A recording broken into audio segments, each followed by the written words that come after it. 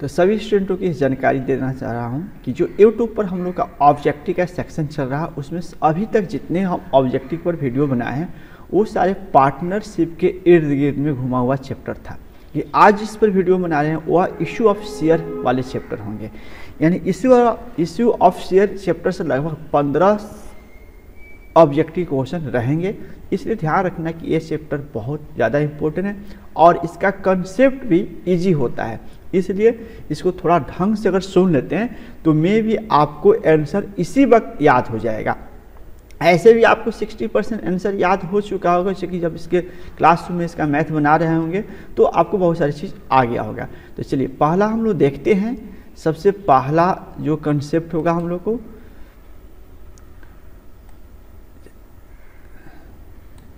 ठीक, पहला जो कंसेप्ट है, एक मिनट, पहला जो कंसेप्ट है उसमें लिखा है कंपनी अधिनियम। कंपनी अधिनियम के प्रावधान के अंतर्गत इससे जो पहला जो सवाल है, कंपनी अधिनियम के प्रावधान के अंतर्गत एक कंपनी नियुक्त कर सकता है। देखिए लिख रहा है under the provisional company act A company can issue, मतलब कंपनी जो कानून बना उस कानून के अंतर्गत वह क्या इशू कर सकता है? Equity share. हाँ, इक्विटी शेयर भी इशू कर सकता है। यानी देखा जाए तो एक नंबर भी सही है, इशू कर सकता है। और उसके बाद या प्रेफरेंस शेयर यानी पूर्वाधिकार यानी दोनों वो इशू कर सकता है। इसलिए इसका आंसर ए और बी नहीं कर सी देना होगा। और सी में देखिए लिखा हुआ है कि क्षमता और पूर्वाधिकार अंश यानी बोथ प्रेफरेंस शेयर यानी दोनों तरह का शेयर इशू कर सकता है। यहाँ पर यह है इक्विटी शेयर और प्रेफरेंस। तो कंपनी जो है इशू शेयर और प्रेफरेंस शेयर दोनों इशू कर सकता है। चलिए 2 नंबर में आते हैं। 2 नंबर में क्षमता अंशधारी कंपनी की क्या होती है? मतलब शेयर तो पब्लिक खरीदता है, कोई इक्विटी खरीदता है, कोई प्रेफरेंस खरीदता है। तो इक्विटी जो खरीदता है उसको क्या कहा जाता है? इक्विटी यानी इक्विटी अंश जो खरीदता है उसको क्या कहा जाता है? तो इक्विटी अंश, इंग्लिश वाला पॉइंट देखेंगे, इक्विटी अंश जो खरीदता है, इक्विटी को इंग्लिश में क्षमता बोला जाता है। इक्विटी शेयर जो भी पब्लिक खरीदता है ना वो कंपनी का एक तरह का ऑनर होता है, मालिक होता है, ठीक है। इसलिए वह लोग शुरुआत के दौर में इक्विटी शेयर बेचता है कोई कंपनी, तो इक्विटी शेयर खरीदने वाले कंपनी के ऑनर होते हैं, स्वामी होते हैं। ये 3 बार क्वेश्चन पूछा, 15, 16 और 21 में पूछा हुआ क्वेश्चन। तो यहाँ निश्चित रूप से आप देख सकते हैं। उसके बाद हम बात करेंगे 3 नंबर में जब बात करेंगे तो यहाँ दिया हुआ है एक कंपनी में सदस्यों की दायित्व होती है। कह रहा the liability is member in A company is, कह रहा है कंपनी में जो दायित्व, कंपनी के जो सदस्य होते हैं उन पर लायबिलिटी क्या हो सकता है? लिमिटेड होता है। देखिए जितना पूंजी लगाए उससे ज़्यादा उनको लॉस नहीं हो सकता, उनकी उससे ज़्यादा दायित्व नहीं हो सकता है। इसलिए कंपनी में अगर आप पैसा लगाते हैं तो आपको अगर लॉस भी होता है ना तो आपका जो पूंजी लगाए हैं वही लॉस हो सकता है, उससे ज़्यादा नहीं हो सकता। इसलिए लिमिटेड लायबिलिटी होता है। चलिए अंशों के हरण के परिणाम स्वरूप घट जाती है। देखिए अंशों के हरण के परिणाम स्वरूप क्या घट जाती है?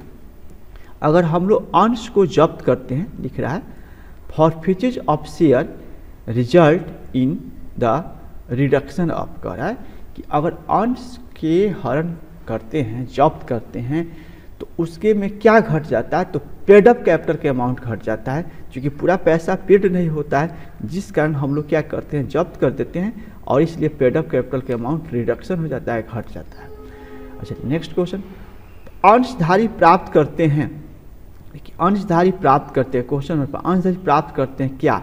इंटरेस्ट नहीं, अंशधारी इंटरेस्ट नहीं मिलता है। किसी भी कंपनी में कोई शेयर होल्डर पैसा लगाता है तो उनको ब्याज नहीं दिया जाता, ठीक है, कमीशन नहीं, कमीशन भी नहीं दिया जाता है, लाभ भी नहीं दिया जा सकता है, लाभांश दिया जाता है, याद रखेंगे लाभांश, डिविडेंड्स दिया जाता है। इसलिए कोई भी कंपनी में अगर कोई शेयर होल्डर पैसा लगाता है तो उनको ना ब्याज दिया जाता है, ना कमीशन दिया जाता है, ना प्रॉफिट दिया जाता है। जब उनको दिया जाता है तो लाभांश दिया जाता है, इसलिए इसका आंसर लाभांश होगा।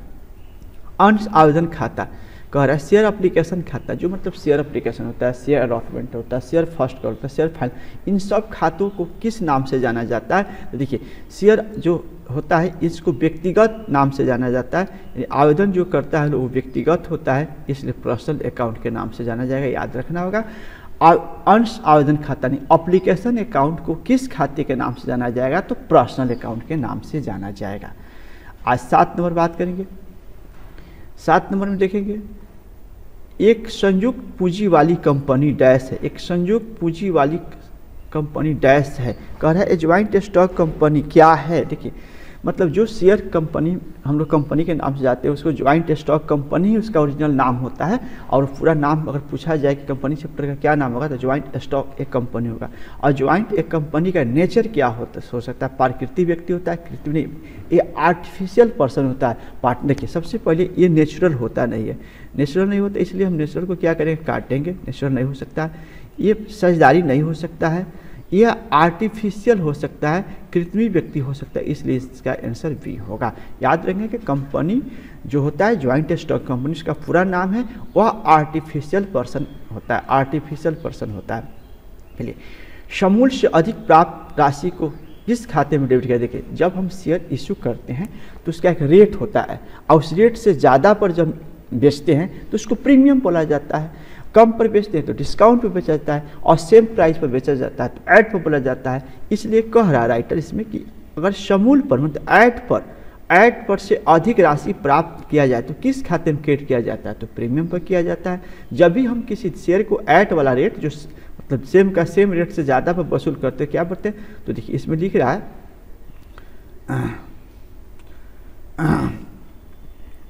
तो यहाँ ये नहीं हो सकता है, अंश खाते नहीं हो सकता है, कॉल इन एडवांस नहीं हो सकता है। जब भी अपने शेयर पर ज़्यादा राशि वसूलना चाहते हैं तो वो होता है सिक्योरिटी प्रीमियम रिजर्वर अकाउंट, यानी रिजर्व अकाउंट होता है, रिजर्वर नहीं है, सिक्योरिटी प्रीमियम रिजर्व अकाउंट के नाम से रखते हैं। याद रखेंगे, कौन घुमा फिरा के लिखेगा, आप प्रीमियम वाला शब्द देखिएगा वहाँ से उसको उठा लीजिएगा, ठीक है।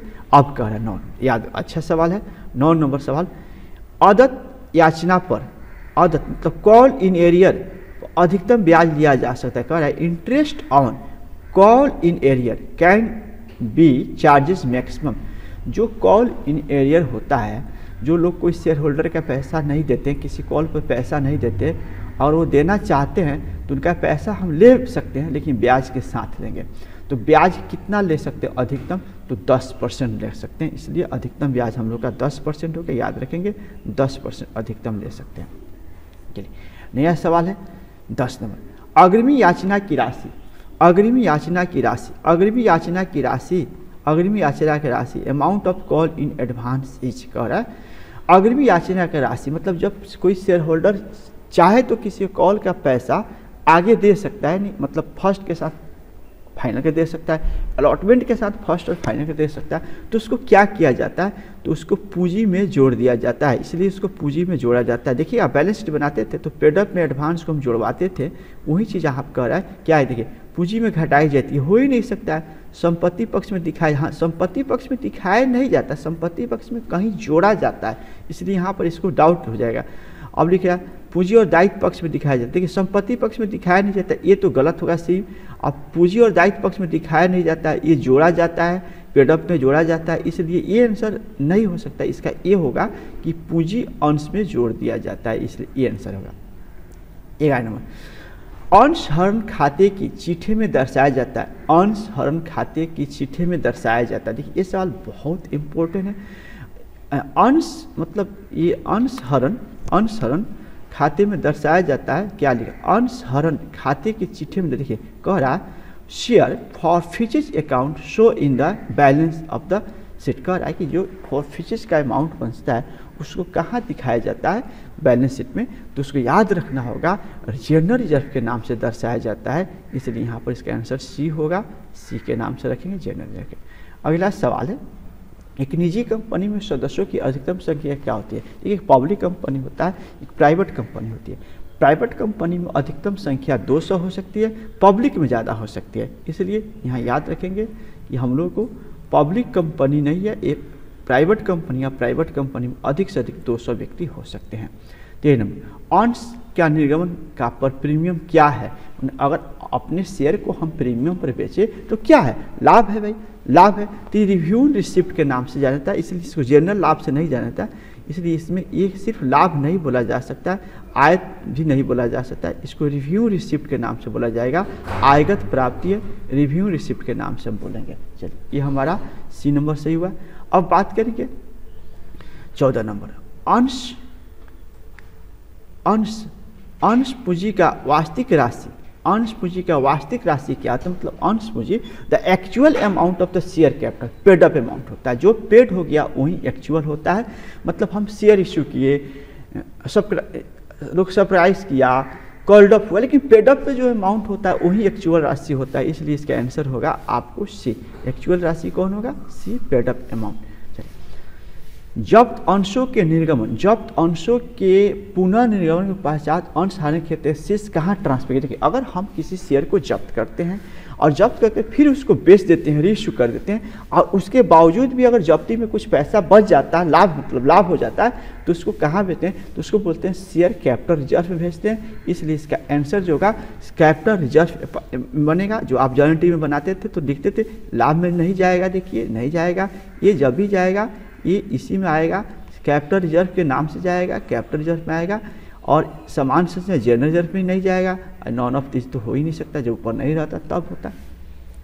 12% पूर्वाधिकार अंश में 12% डैश है, क्या है देखिए 12%, यहाँ ज़्यादा जरूरी है। बहुत बार हम लोग सवाल बनाते हैं तो 12%, 18%, 20%, 30%, 40% मिलता है।